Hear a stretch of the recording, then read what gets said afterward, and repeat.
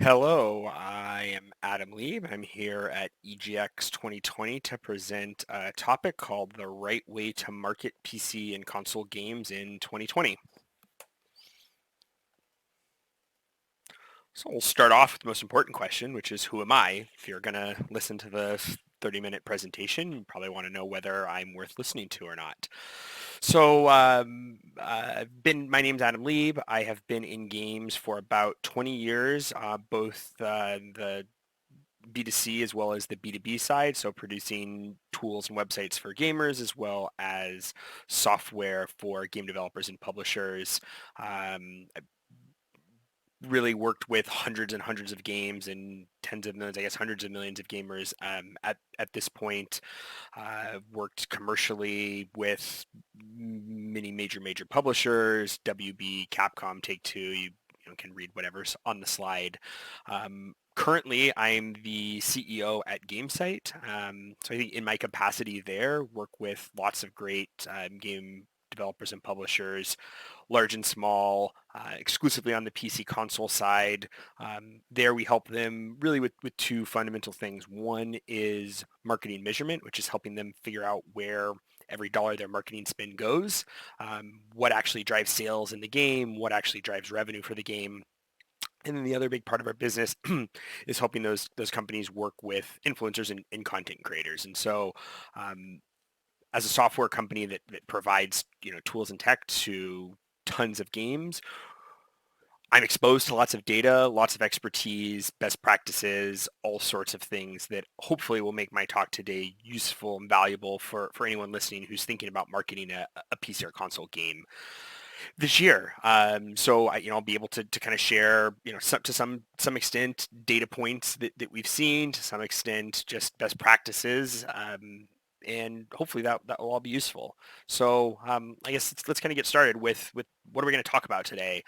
I think the first question is marketing worth doing? It's probably not a question you'd expect the CEO of a marketing technology company to talk about, but I think we understand and accept the premise that marketing is not always worth doing, and understanding whether you should spend money to promote and launch a game, or promote an already launched game is critically important. I think that kind of rigorous thought process of should we even be doing this is exactly what I think hopefully people walk away listening to this talk thinking about.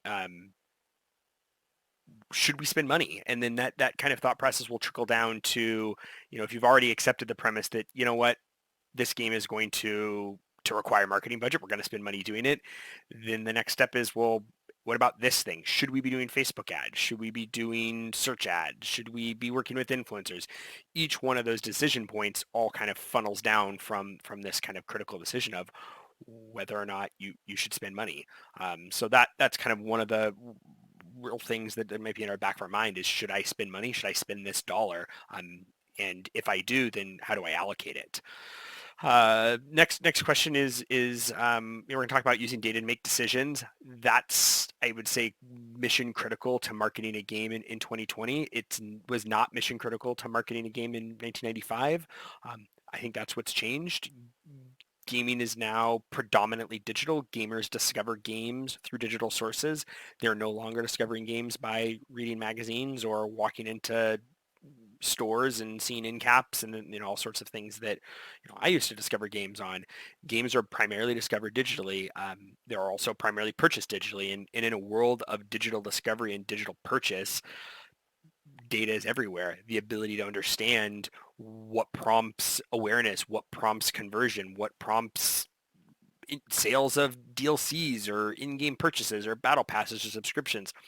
These are all data points that we want to pull in, we want to understand, and we want to use those data points to make decisions about, again, whether we should spend marketing dollars, and if so, how much, and to what tune, and where it gets allocated.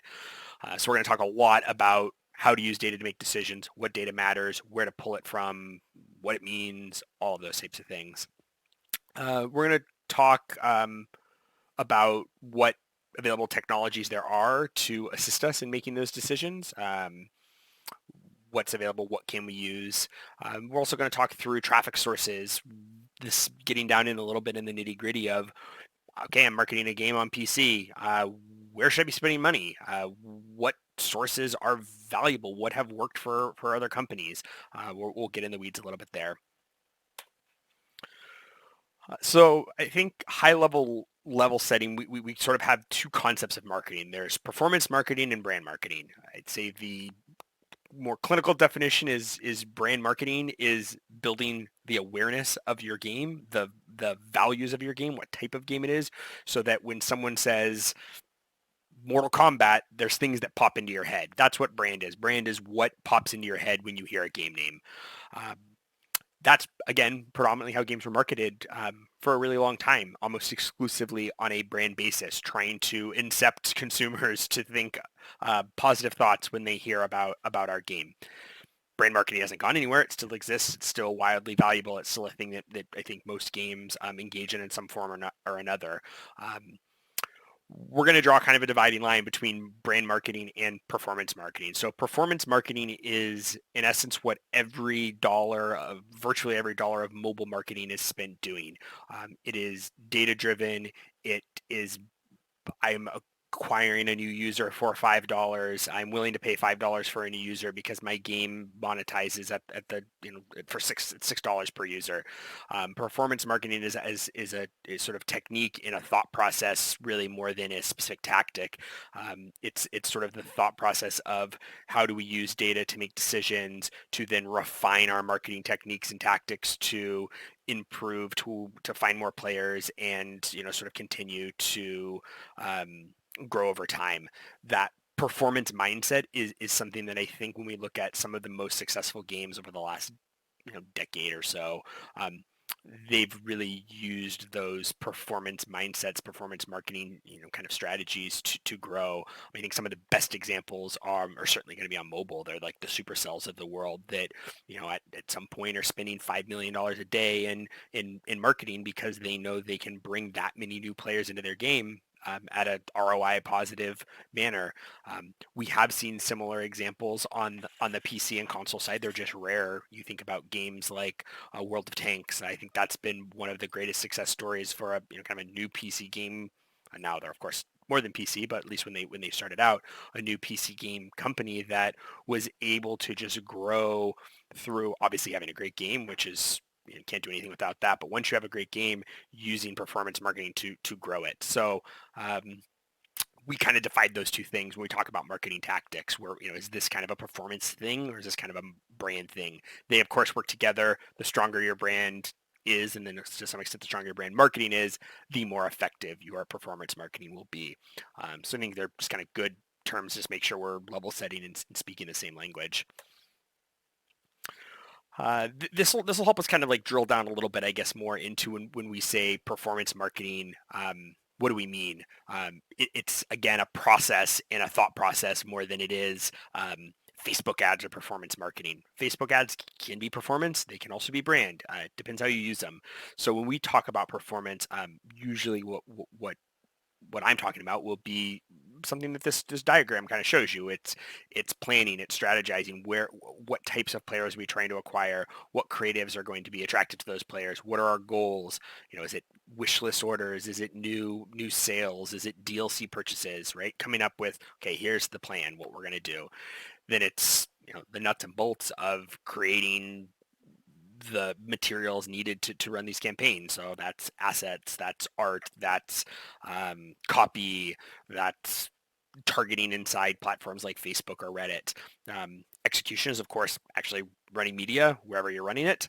And then I think the most important part of this whole cycle is the optimization. And I think that's what separates performance marketing from non-performance marketing, is the ability to say, okay, we did all this stuff. Now what? Did it work? Should we scale it up? Should we scale it down? Should we tweak it? Should we reallocate budget? That optimization process is critically what performance marketing is about, and I think critically what the most successful marketing campaigns are in 2020 are ones that understand this optimization phase well. I think the most sophisticated advanced companies are doing this in real time, right? They're doing this with real-time bidding. They're doing this with programmatic ad networks. They're taking into account the performance of the campaign they're running right now as to tune other campaigns. That's kind of, I don't know, extreme hard mode, right? That's master mode. The hard mode is even just how do we take a campaign we ran last week and try to be smarter about the campaign we run this week? Or how do we take the money we spent on game one that we marketed and be smarter about how we market game two, or DLC or expansion for game one? Uh, this performance marketing cycle can happen in different time continuums, and it's not bad that you can't do it in real time. But the kind of optimum place to be is taking the data that you're getting as quickly as possible and turning that around into insights that your marketing campaign is able to use to do a better job of finding you new players. So we'll just talk a little bit about key metrics. I think this is just everyone listening may already know these, but if not, hopefully it'll be a little bit valuable. So some of the key metrics that we're always going to talk about are CAC, LTV, and ROAS. So CAC, cost per acquisition. That's when we're saying, okay, we spent $1,000 and we sold 100 copies of our game, right? So our CAC is $10, right? So 1,000 divided by 100. Hopefully I did my math right. Very simple calculation to do when you're just taking total marketing budget divided by sales. You can figure out what was the cost to acquire players. So of course it gets more nuanced and micro when you're looking at, well, what's our cost of acquisition on Facebook or on this channel, or paid versus or performance versus brand. You can of course break it down a bunch of different ways, but at a high level, it is critically important to understand what is your cost to bring a new player in the door. Next metric, lifetime value. I have another slide on this, so I won't go into too much detail, but lifetime value is a metric that I think every mobile game, every free-to-play game certainly is probably the lifeblood of their entire business. In our experience, it's not something we see as much on sort of PC console, maybe premium titles, and I think that's a big mistake. LTV is certainly easy to understand. If you sell a $30 game, you sell it one time, and that's all there is. Your LTV is 30. There's not a complicated formula. There's not math to do. But that seemingly is becoming rarer and rarer. More and more games are coming out with founders packs or pre-order bundles or DLCs or some sort of in-game subscription, whether that's a battle pass or season pass. Games are getting more complicated in how they are finding ways to provide value and extract value from players. So thinking about how much is a player going to pay you over the course of your relationship with them is going to be unbelievably important to understanding how much you should spend in marketing. Last metric is ROAS, return on ad spend. Again, fairly simple to calculate in the kind of simplest form, which is we're looking at how much money we're spending on marketing or on advertising, and then we're figuring out what's that return, what's that bringing back to us. If that number is positive, we should be spending more money on marketing. If that number is negative, it doesn't mean we shouldn't spend any on marketing, but maybe that means we need to reevaluate how we're spending that money, or make sure that we're, kind of looking at it as, to some extent, more brand awareness and less on the performance side. Still critically important to look at this number and understand what it is. So yeah, I have this kind of fancy slide. You can tell it's fancy. I didn't make this. Someone on our team made it, I think, for a blog post in the last few months, so I was able to steal it from our blog. But this just sort of my point on the previous slide, which is, LTV is relevant no matter what type of game you make. Even if you're in the simplest model, which I have kind of in the second tier premium, the light blue one, you sell a $60 game one time, fine, your LTV is $60, easy to calculate. But even some of the smallest indie games we work with are still selling DLCs or some type of additional content post initial launch of their game.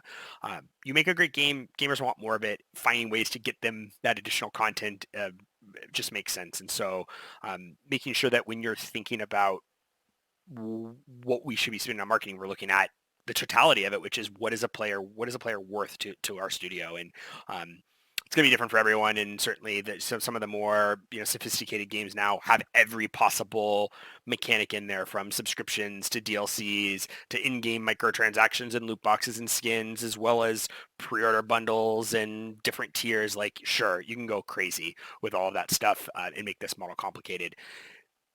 Whatever you're doing, it's, I think, critically important just to understand it and to understand what can a player be worth to us. Because I think I've had, fortunately or unfortunately, I guess depending on which side you're sitting on, is I've had calls with companies where they looked at their marketing spend and they looked at sales of the game and they go, you know what? We should stop spending. This isn't working. We're spending, we're spending 90 cents to acquire $1 worth of sales, a bad investment. We need to cut our marketing spend, only to find out that they were looking at initial purchase price, and yet 50% of their players bought a $20 DLC, which takes the math from we are losing money on every marketing dollar we spend to we are making money on every marketing dollar we spend. Changing the formula, right? Changing the denominator in some of these formulas is going to completely change how you think about marketing and how you think about continued investment in growing your game. So LTV, so important to understand no matter what sort of business model you have, revenue model you have for your game. Critical to understand your LTV. I'll run through a brief kind of, maybe refresher for some and details for others on the cost side and the cost sort of metrics and key terms around marketing. So things you hear all the time: CPM, cost per million, which is basically how much does it cost to show my ad to 1,000 people. So we're going to see this with display type ad networks. CPC, cost per click. How much does it cost me to have a player click on one of my ads? CPI, CPS would be cost per install, is most commonly heard in mobile. Sometimes it's cost per sale. What does it cost me to get a player to either install my game or purchase my game?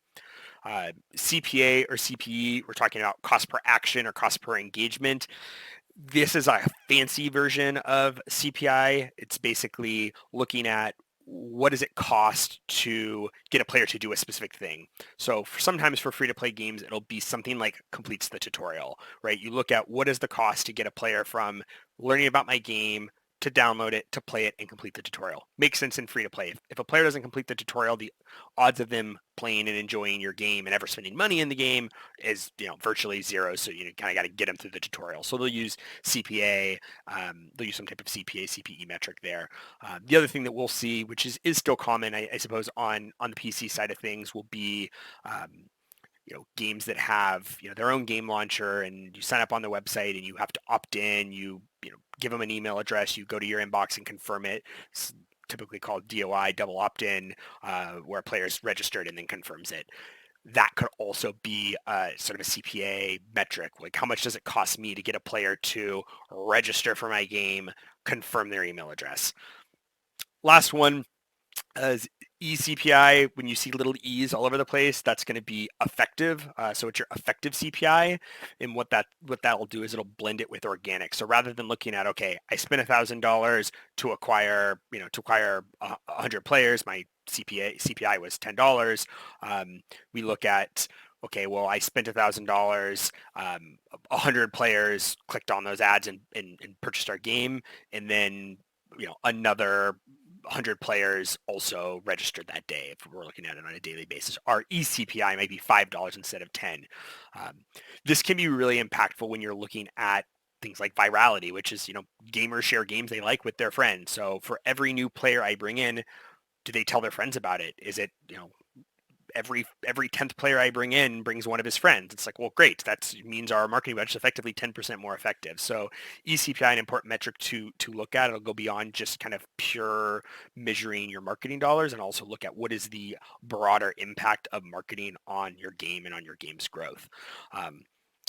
All different cost metrics, all important, all used for sort of different things, but want to kind of get those out, make sure that we're, again, speaking the same language.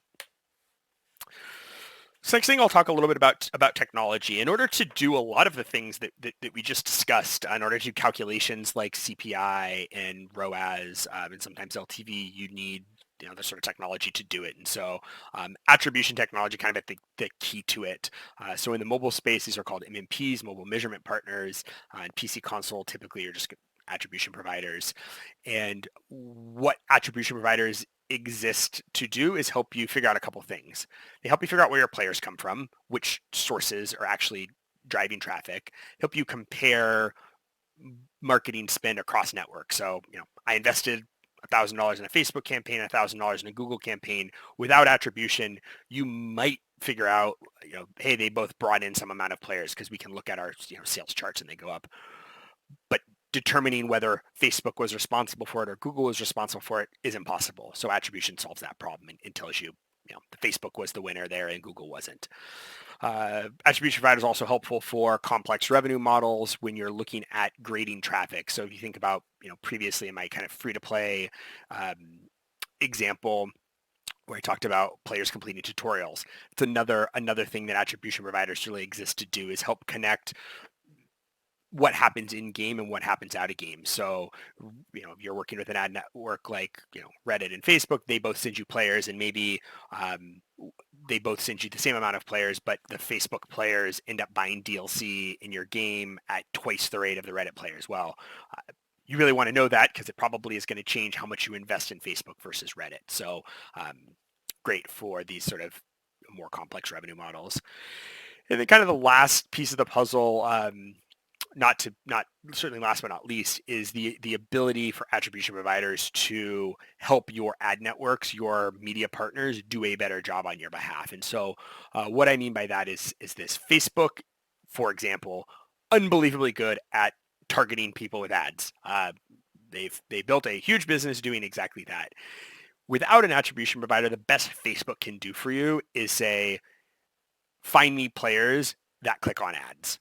That's the only input Facebook has as to sort of the quality of players that see your ads, right? Someone sees an ad and clicks it, Facebook goes, great, that person must have liked it. We'll go find more people like that.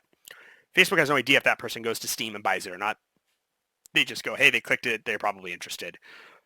Facebook's great at finding you more people like that. Problem is, people who click on ads aren't the same people who buy your game. They may be a subset, but they're not the same. And so what an attribution provider can do is help you connect those two data sets and tell Facebook, hey, go find me more players who actually purchased my game. Don't find me more players who clicked on ads for my game.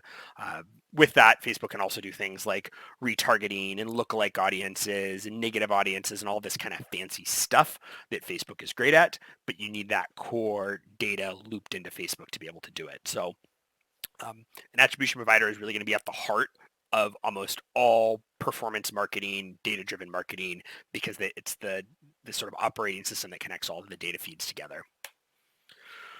Now let's talk about traffic sources. So I've got a slide for each of these, so we don't need to really spend a lot of time here, but really what I'm going to cover is social, search, display networks, influencers, and affiliates. Those are, kind of broad strokes, the traffic sources you're going to find for your games.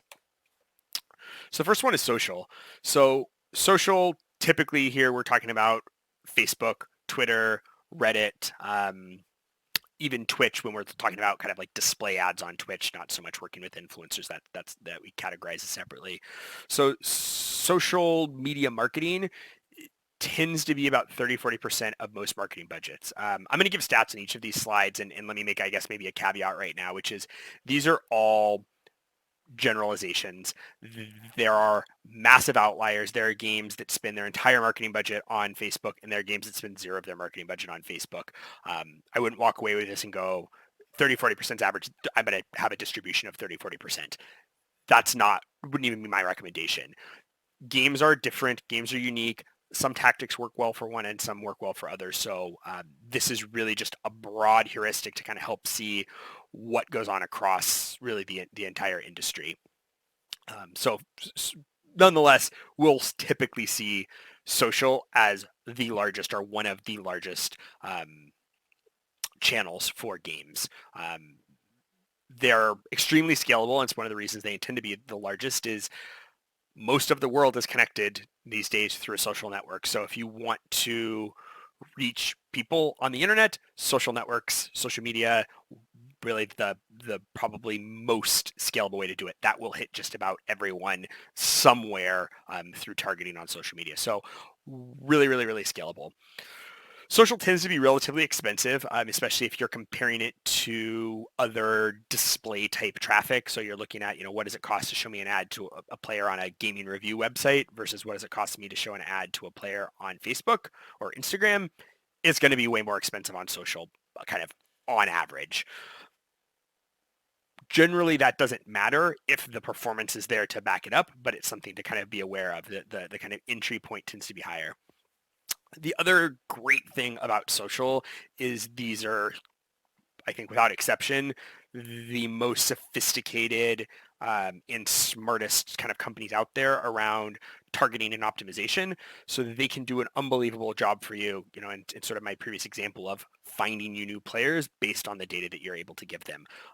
Their options for targeting, for retargeting, for negative audiences are really, really, really powerful and are going to help increase performance over time. I think most social networks, social media kind of channels for gaming tend to be long-term partners that are there at launch when you're trying to get the word out about your game, but then also can be there over the entire life cycle of your game, continuing to find new players who maybe haven't heard about your game yet, either from different, geographies or languages or regions, or just niche audiences that for whatever reason weren't reached at the initial launch. So amazing traffic sources, obviously.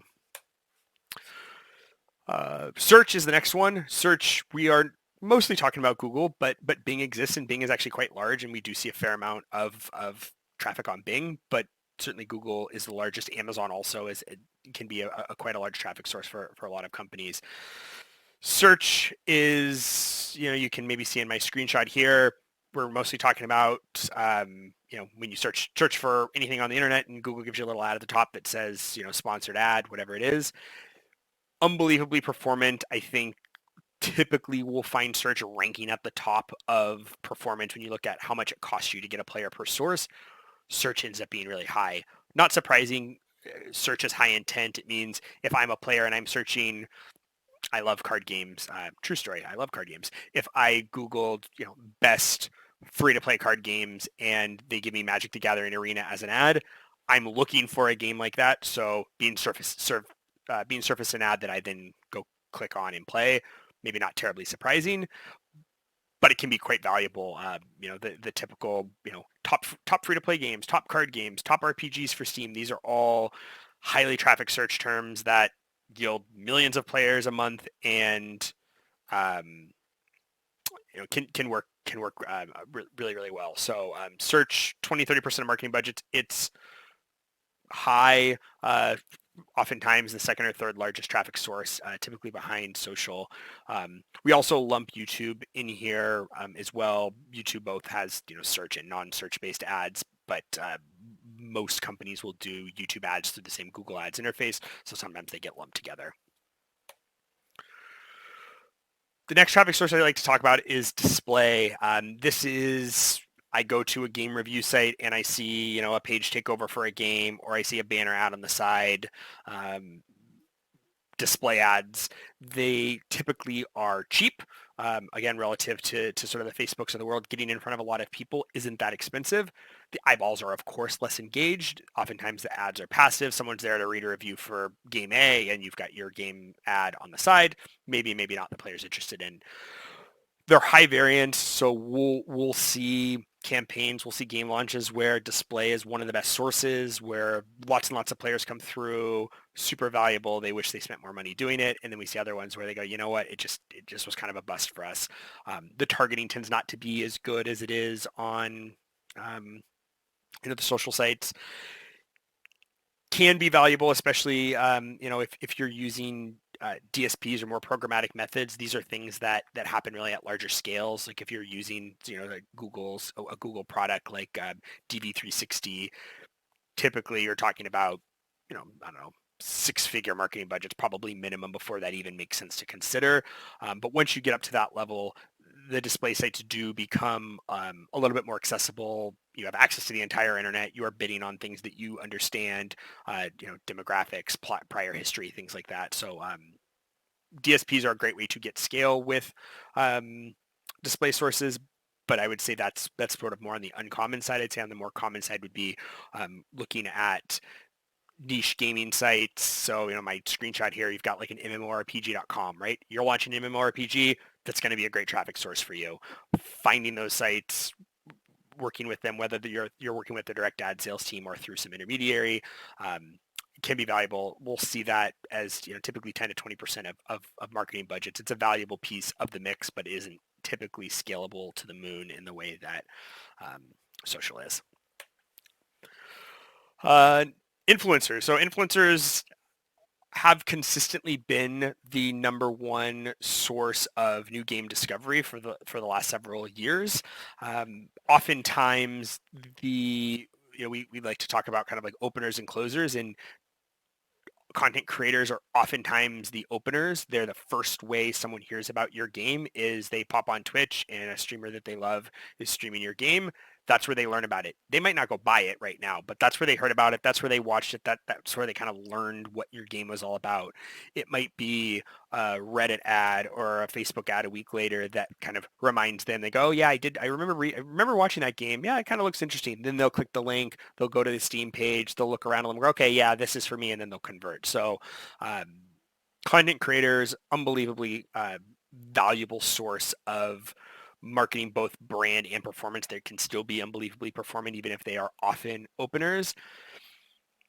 That's the good. Bad is influencers are hard to work with, both for sort of human being reasons as well as logistical reasons. Trying to coordinate working with tons of influencers is hard. It takes a lot of time and skill and expertise and technology. So tough to scale. It's also very game dependent, right? There are some games that do well on Twitch or do well on YouTube for reasons beyond just sort of like it's a great game. It's a great game and it's fun to watch tends to be the bar. There are games that are just fun to watch that aren't even great games, that are just fun to watch games, and those will do well. And then there are games that are unbelievably great and fun to play, but they're not fun to watch. So influencers will not be 20-40% of kind of your budget for every game. It will be higher for the games where it makes sense for, and then much lower for those that just aren't going to be fun games to watch.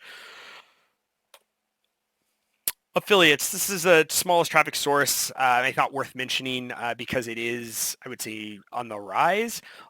Affiliates are basically either people, websites, companies that are acquiring you new players for a specific cost. So typically we see these in free-to-play games where they're saying, hey, I'll use World of Tanks as another example, right? World of Tanks is willing to pay pretty much anyone $5 if they will refer someone to play their game and, I don't know, get to level 10 or whatever their kind of threshold is. There are all sorts of affiliate networks you can go where you can sign up for those programs. You can get referral codes. You can then, whether you're a person and you're just posting them on your Twitter or you're a blog or a website that sort of reviews games, maybe they're participating in these programs. There are all sorts of different flavors of it. If you look at like what Epic has done with their creators program, that's very large, but an affiliate program, right? Every content creator has the opportunity, if they comply with the rules, to be an affiliate for Epic, right? You can go post your creator code on your Twitch stream, and for you'll get 5% of what people buy inside Fortnite or whatever the kind of terms end up being. So those are affiliate programs. They work best for free to play. They work best for games that have a really rock solid understanding of their LTV models and know what they're willing to pay. Because if you're, paying $5 for a new player and your new players aren't worth $5 to you, you're throwing money down the drain. So I think you'll typically find affiliates being used by the most sophisticated game companies. And then I guess maybe one final source, which didn't make my official list because it's not a true marketing source, but often gets lumped in there, which is community. Community, no doubt, an unbelievably valuable traffic source. It's where a lot of your early players come from, whether that's email lists, Discord, Reddit, wish list your game, events, PAX, you're throwing your game off. Well, not anymore, but one day showing your game off at events. These are all, of course, valuable traffic sources. We don't typically kind of line them up next to paid sources, but you can. And I think more and more we're seeing companies get smarter about this and saying, what what do we want to do on Discord before our game launches? What do we want to make sure the sort of size of our Discord is, or the size of our Reddit, or that there's content out there for people to be discussing about our game pre-launch? And then what's that going to do to early sales, to virality, to the rest of our paid campaign? So, well, community is not a typically graded marketing traffic source. One I wanted to mention because it's extremely important. I thought, as we're kind of wrapping up here, I thought I would cover, kind of the anatomy of a successful influencer campaign. This is one thing I hear questions about this frequently as a traffic source, and I could have done this with any of these, but I think influencers may be the most interesting and most complicated. So, you're getting ready to launch your game. You know that your game's going to do well on Twitch, let's say. You know it's important. How do you run an influencer campaign? How do you figure out what to spend on it? So I thought I'd just kind of walk through the thought process and tactics that I've seen work. So the first thing to do is research, right? You want to know how big is this game? How big is this game on Twitch? How big is this genre on Twitch? How big is the audience for my game? How many content creators are out there? If you're getting ready to launch a battle royale game, there are a ton. You know that it's a huge genre with very competitive genre. Lots of games in the genre. Lots of big, powerful, successful games.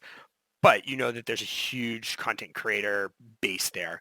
You're getting ready to make I shouldn't pick on anyone, right? Like you're getting ready to, I don't know, make like a 2D retro puzzle game. There's an audience there, but it's not the same as the battle royale audience. And so understanding, well, how many people play 2D retro puzzle games? How many streamers are there for that? How many large streamers are for that? What is the audience like? So I think that's step one. Number two thing that I've seen most successful is setting your goal. Like, what are you trying to do? Like, are we trying to be, you're launching your new, I think my screenshot here is an RPG, right? You're getting ready to launch a new RPG. You want to be the number one kind of like RPG in the world. What does that look like? What are the other games out there? How big are their audiences? What will we have to do in order to be number one? And, that might mean we need to work with 100 streamers that reach 50,000, concurrent viewers on Twitch at a given time. Great. You need to know what the goal is so that you can then sort of set a budget and then work down. And then from there, you get into tactics like paid, who do we want to, who are we going to pay to play our game? Who are we going to sponsor? Who do we think is going to be a great kind of advocate for us, who's going to show our game in a great light, that's going to put our game in front of the right type of people?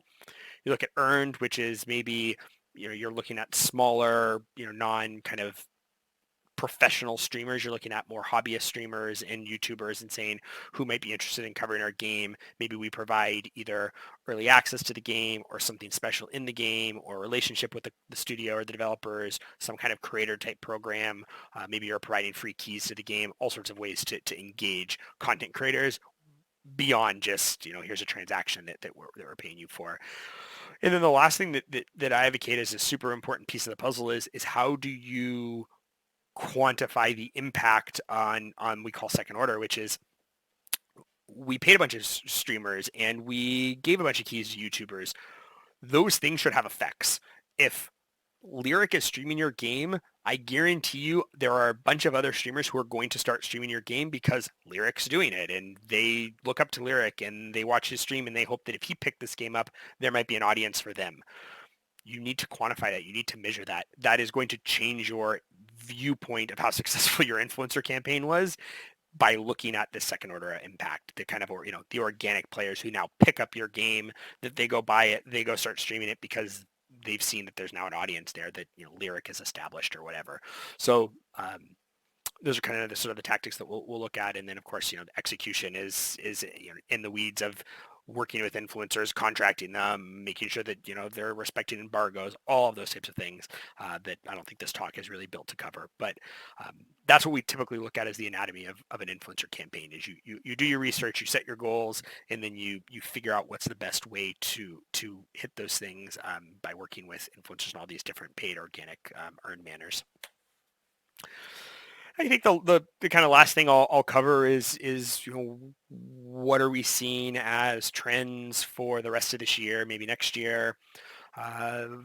Three come to mind. First one is we're starting to see more major networks, and I'll pick Reddit out as an example, that are really looking at PC console games marketing and saying, you know what, we have an awesome product here. We have a huge audience of core PC console gamers that use Reddit. We want to be a critical part of your marketing budgets. We want to help bring your game to market by putting it in front of gamers on Reddit.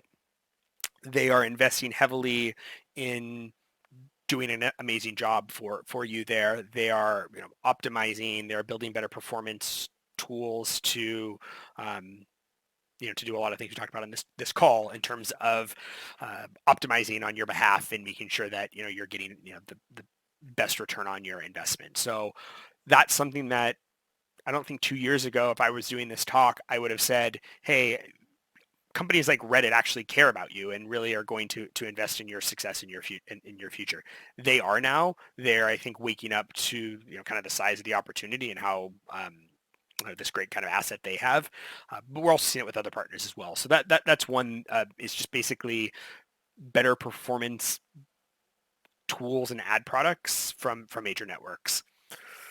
Next trend has been, and this is probably the only, which is kind of shocking, the only time I think I've mentioned COVID on this entire talk, which is influencer performance has exploded during COVID. Not surprising to see.